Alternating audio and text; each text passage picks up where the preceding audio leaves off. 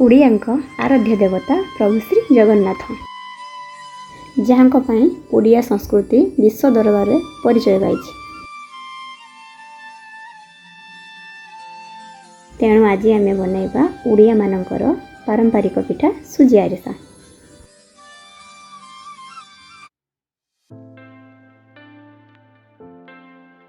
प्रथमे आमे gas on करिबा। एबे सेथिरे बसेबा गोटे पात्र एवं आमे गरम करिया पई पानी देबा।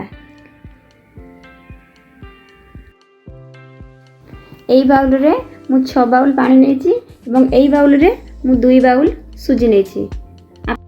एबे मु नुण देली एवं 4-6टा अळीचकु मु गुंड करी सेथिरे पकाइबी एवं किछि समय पानी को गरम पई छाडी देबी।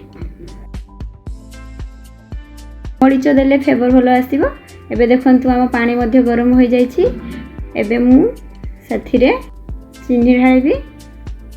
देखंतु मु सेई बाउल रे गुटे बाउल चीनी देइछि। एबे ताको आमे भलो भाबरे गुळैबा, नने चीनीटी तळे लागि जिवो। देखंतु मु आस्ते आस्ते भलो भाबरे गुळै दोछि एवं गरम पानी रे अळीच आ चीनी देला परे हमरो भलो देखा मध्ये जाउछि एवं सेंड मध्ये भलो आसुछि। आमे चीनी को भलो भाबरे पाग करबानी, केवल मेल्ट होवा पर्यंत रखिबा। तापरे आमे अल्प अल्प सुजी देबा एवं भलो भाबरे आमे गुळैबा, नहने सुजीटी हमर तळे लागि जिवो। एवं देखंतु हमर सुजीटी को भलो भाबरे मु गुळौछि। एमती भलो भाबरे न गुळिले सुजीटी तळे लागि जिवो, नने चक्का होई जिवो। जेमती एथिरे कोनोसी भी चक्का न रहे, नने हम पिठाटी भलो हेबोनी। एबे देखंतु हम पानी सुजी रे सुखी जाइछि एवं हम सुजीटी केमती देखा जाउछि। आमे याकू भलो भाबरे आउ टिके सुखाइबा। एबे देखंतु सुजीटी एका थरके खुसुळीले नाडिला को एका थरके लेउटी जाउछि।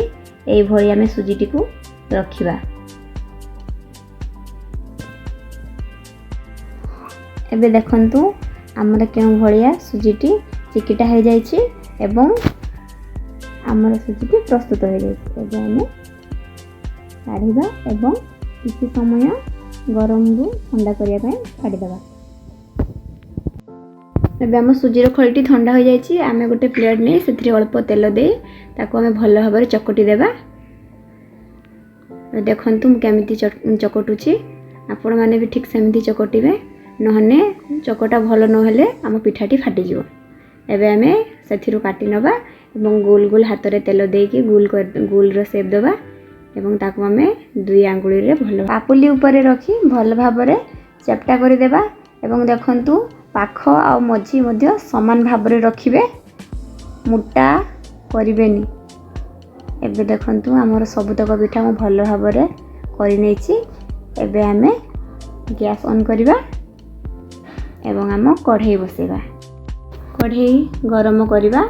एबे आमे सथिरे रिफाइन तेल देबा एवं रिफाइन तेल को आमे किछि समय गरम हे पय छाडी देबा। एबे देखंतु मु टिके पकई देखिली तेल गरम होइछि कि नाही।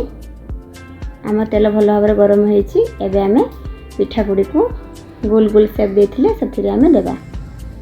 कढ़ाई रे जतिकी पिठा धरिबो सतिकी देबे, अधिक दे देले पिठाटी हमर जड़ी जिवो।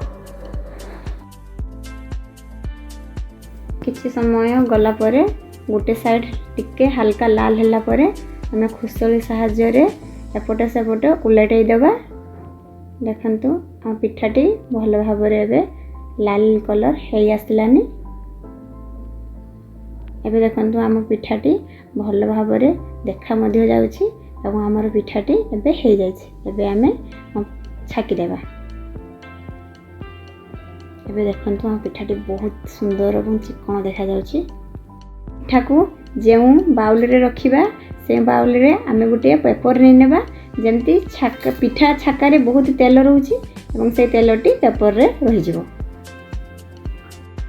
एबे आमे बाकी तक पिठा सही प्रोसेस रे छाकी देबा।